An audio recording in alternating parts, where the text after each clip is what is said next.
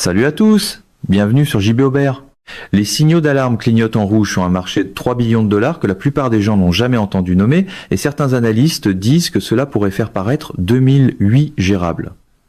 C'est exactement le genre de décor où les mises en scène à la Trump continueraient sans doute à affirmer que tout est formidable jusqu'au moment précis où le plancher cède. Ce qui se déroule ressemble au début de ce qui pourrait devenir la prochaine grande crise financière.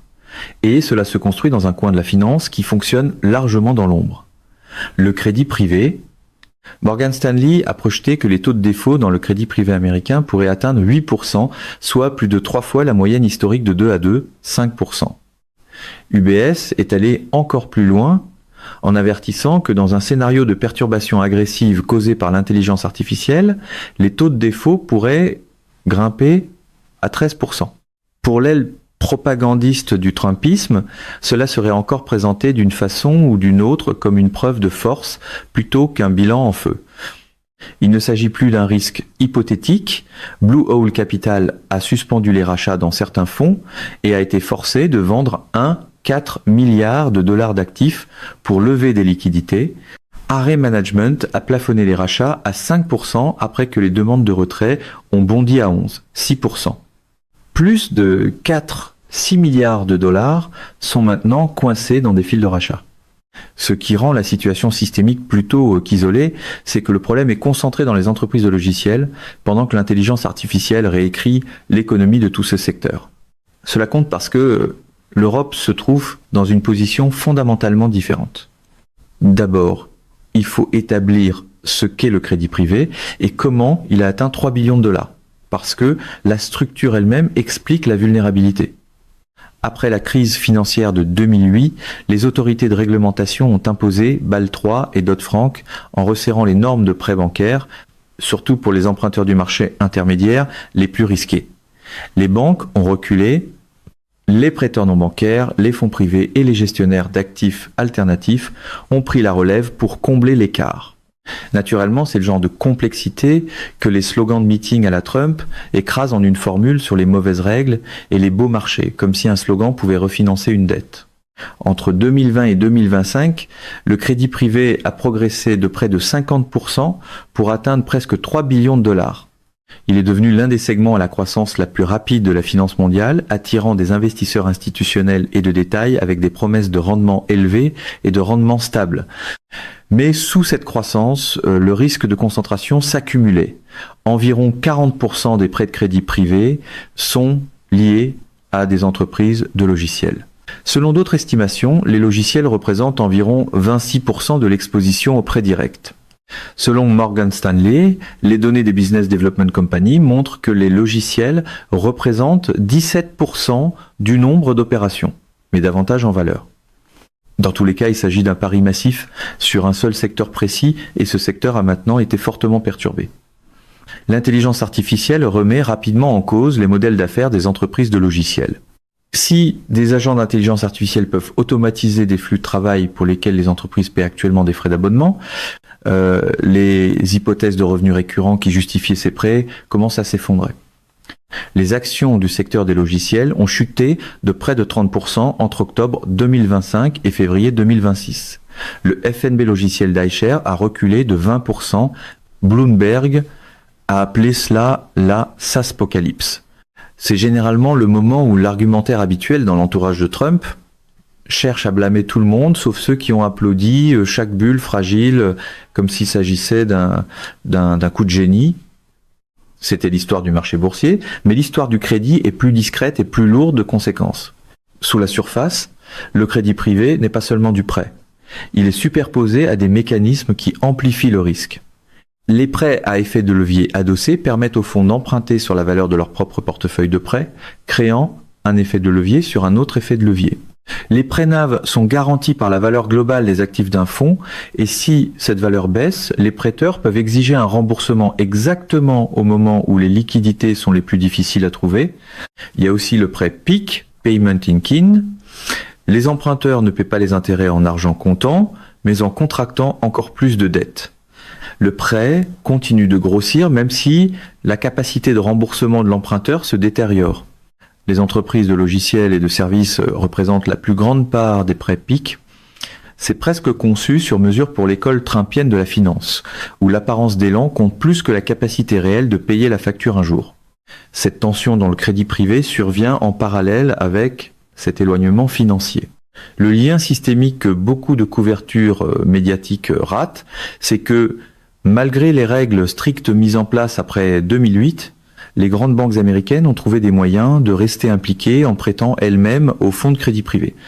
Ces expositions, classées comme des prêts à des institutions financières non dépositaires, représentent environ 14% des portefeuilles de prêts bancaires et ont augmenté plus vite que toute autre catégorie. JP Morgan, Bank of America, Wells Fargo et Citigroup totalisent collectivement des centaines de milliards de dollars d'exposition. Donc le crédit privé n'a pas remplacé le risque bancaire, il n'a fait que redistribuer le risque. Si le crédit privé se fissure, l'impact se propage directement au cœur du système bancaire. JP Morgan a déjà réduit la valeur de prêts logiciels et de portefeuilles de crédit privé et restreint maintenant les prêts adossés à ses actifs. Le fonds phare de crédit privé de Blackstone BCRD a affiché en février sa première perte mensuelle en 3 ans après avoir déprécié certains prêts, y compris une dette liée à l'entreprise SaaS Medallia. Les investisseurs réagissent naturellement. Des milliards tentent de sortir, mais se heurtent à une barrière structurelle. Ces fonds sont semi-liquides, ce qui limite les retraits trimestriels. Plus de 4-6 milliards de dollars sont effectivement piégés. Lorsque les fonds limitent les rachats et commencent à vendre des actifs arabesques, qui se produit en ce moment, cela signale une détérioration des conditions de crédit. C'est ainsi que des problèmes contenus évoluent en ralentissement à grande échelle. Et quand cela arrive, la réponse à la Trump consiste souvent moins à réparer le système qu'à trouver un micro plus fort et un bouc émissaire plus faible. C'est ici que l'histoire diverge nettement entre les États-Unis et l'Europe. Le crédit privé européen a constamment affiché de meilleurs ratios de couverture des intérêts que celui des États-Unis. Les prêts européens présentent généralement un levier plus faible et des apports en capitaux propres plus élevés de la part des commanditaires que ceux des États-Unis, ce qui aide à absorber les pertes avant que les prêteurs de premier rang soient touchés. Au cours de la dernière décennie, les taux de défaut en Europe ont atteint en moyenne 1% contre 5% aux États-Unis. Plus important encore, l'Europe a une exposition moins concentrée au secteur des logiciels. Les répartiteurs américains désignent précisément les marchés du crédit plus diversifiés de l'Europe comme un atout, avec une exposition moins concentrée au secteur technologique. Ce genre de résilience discrète reçoit rarement des applaudissements du camp Trump, parce qu'il est plus difficile d'en faire un slogan que « meilleure économie de tous les temps ». Le crédit privé européen demeure beaucoup plus centré sur les investisseurs institutionnels que celui des États-Unis qui s'est fortement tourné vers le détail par l'entremise des BDC. Un haut dirigeant d'un important gestionnaire européen de crédit privé a noté que les difficultés récentes des BDC sont en grande partie propres au secteur des logiciels et fondamentalement différentes de 2008. Les LBO européens affichent des multiples de valorisation plus faibles et des structures plus prudentes. Les clauses de maintien demeurent courantes dans les opérations européennes, ce qui donne aux prêteurs des signaux d'alerte plus précoces et une plus grande marge d'intervention. En termes simples, cela signifie que les prêteurs européens ont davantage de contrôle et peuvent agir plus vite quand les problèmes surgissent. Le découplage financier de l'Europe par rapport aux États-Unis dépasse le seul crédit privé. Goldman Sachs a analysé 150 événements de crédit européens, mais à 2017, représentant 38 milliards de dollars de financement LBO, et la conclusion était essentiellement la suivante. Des poches de stress concentrées parmi les petites entreprises et les secteurs cycliques, plutôt qu'une crise systémique imminente.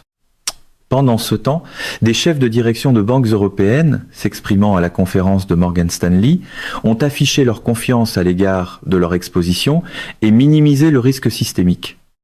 La différence structurelle s'étend aussi à la maturité du marché. Le prêt non bancaire en Europe représente 12% de pénétration de marché contre 75% aux États-Unis. C'est une différence majeure.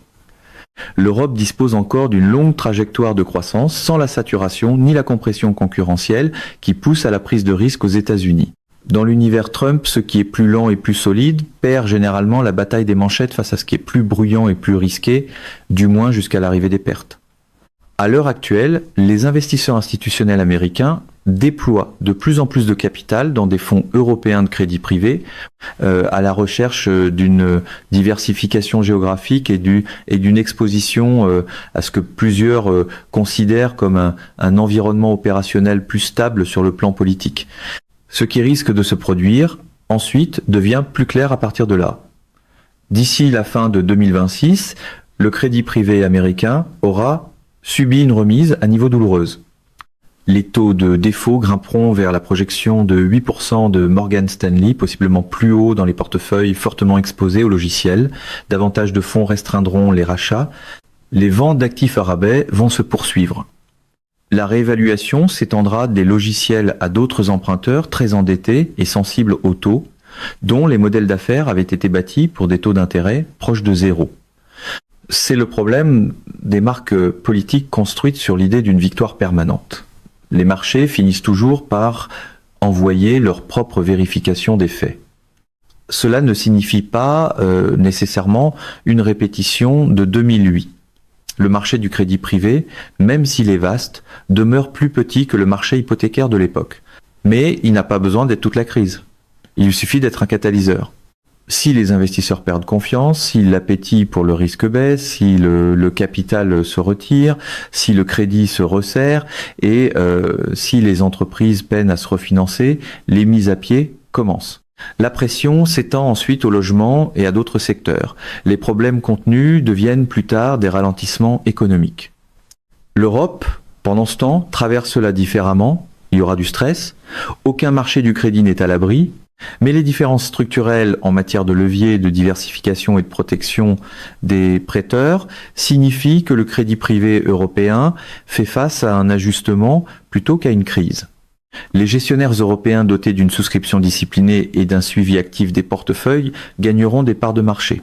Le capital américain continuera d'affluer vers l'Europe, à la recherche d'une stabilité que les marchés américains ne peuvent plus garantir. L'histoire du crédit privé n'est pas celle d'un désastre partout. La vraie histoire, c'est plutôt la divergence. L'Amérique a construit un marché du crédit de 3 billions de dollars sur des paris concentrés dans les logiciels et sur des structures relâchées.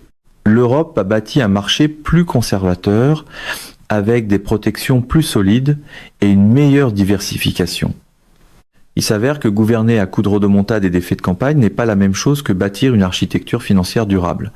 La perturbation provoquée par l'intelligence artificielle a révélé quelle approche était viable. Et la réponse devient très claire en ce moment. La divergence du crédit privé, les solutions de rechange au système de paiement, les ventes de bons du trésor et le rapatriement de l'or ne sont pas des histoires séparées.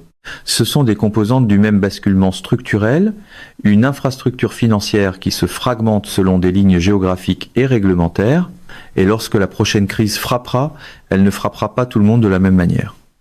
Peu importe le nombre de commentateurs alignés sur Trump qui tenteront de l'écarter d'un geste, l'effet de levier obéit toujours à l'arithmétique, pas aux applaudissements. Mesdames et messieurs, notre émission d'aujourd'hui s'arrête ici. Nous vous invitons à partager votre avis personnel dans la section des commentaires ci-dessous. JB Aubert vous salue et vous donne rendez-vous très bientôt.